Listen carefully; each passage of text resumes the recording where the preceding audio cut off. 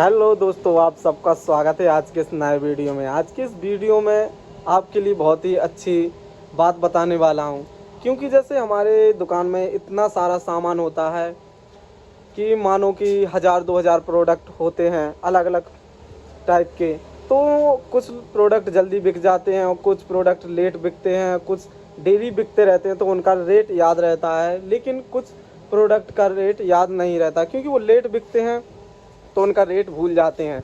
तो इसके लिए एक तरीका होता है जिसे हम देख के आराम से पहचान जाते हैं कि जी हमारा सामान कितने रुपए का आया है और कितने का हमें बेचना है, जिसे कोडिंग बोलते हैं।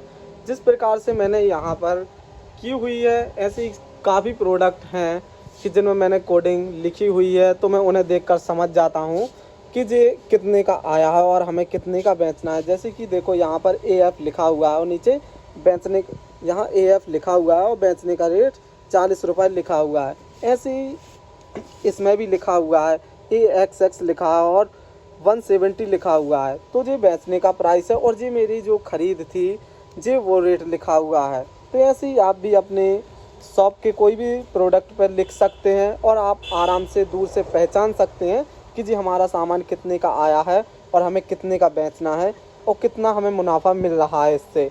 तो आप वीडियो के एंड तक बने रहें और वीडियो थोड़ी सी भी अच्छी लगे तो लाइक ज़रूर करें। तो अब हम वीडियो के मेन पॉइंट पर आते हैं। तो इस जो LED हमारे रखे हुए हैं इन पर हम कोडिंग करने वाले हैं।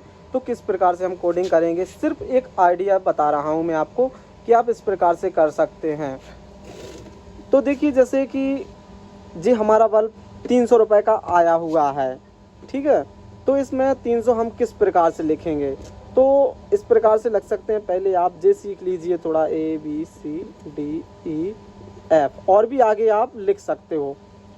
A को हमने 1 मान लिया और B को हमने 2 मान लिया और C को हमने 3 मान लिया और D को 4। इस प्रकार से हम सभी को सीख सकते हैं, याद कर सकते हैं। तो जैसे हमारा जी 300 रुपये का आया हुआ है तो 300 को कैसे लिखेंगे, 300 में पहले 3 आता है तो C लिख देंगे हम C।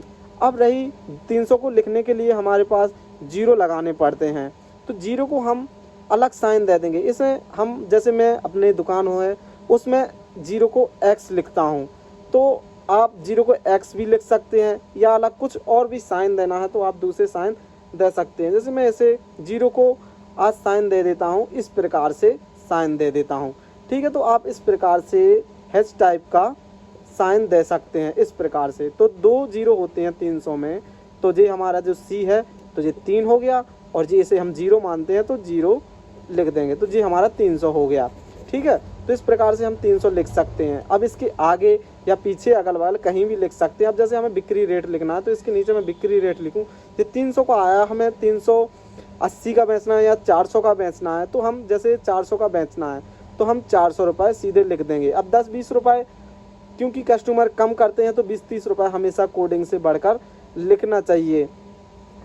ऐसा बहुत ही कम कस्टमर होते हैं जो आपको रेट जितने बताओ इतने देते हैं, लेकिन जैसे हमने 400 बताया तो वो 380 या 370 देगा। तो जो 300 वाली हमारे सौदा है सामान है तो उसे हम 370 या 350 जितना आपकी मर्जी है, जितना रेट चल रहा है मार्केट में उस हिसाब से बेच सकते हैं। तो इस प्रकार से हम कोडिंग करते हैं। अब जैसे कि मान लिया जाए या एक सामान हमारे पास और है, जैसे ये सामान पावर बोर्ड है। अब जी हमारा पावर बोर्ड मान लिया जाए 130 रुपये का हमारे पास आया हुआ है, तो 130 को हम कैसे लिखेंगे, 130 को हम लिखेंगे 1 को हम A मानते हैं तो A लिख देंगे और C मानते हैं 3 को। अगर 140 का आया होता तो हम D लिख देते, लेकिन हमें 130 का मिला है जी तो हम AC लिख देंगे और 0 को 0 भी लिख सकते हैं या जैसे हमने जो साइन सीखा हुआ है उस प्रकार से साइन। तो जी हमारा 130 का आया हुआ है और हमें 160 रुपये का जैसे बेचना है तो हम 160 लिख देंगे। 150 या 140 जितना आपका मन है उतने बेच सकते हैं।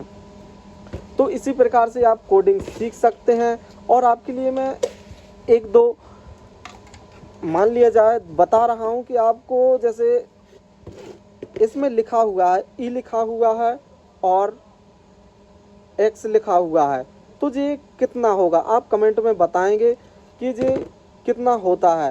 अगर आप इसका सही जवाब दे देते हैं तो आप पक्का एक किस्म से सीख चुके हैं और धीरे धीरे आपको और भी कोई आइडिया है तो आप उस आइडिया से अपनी कोडिंग कर सकते हैं।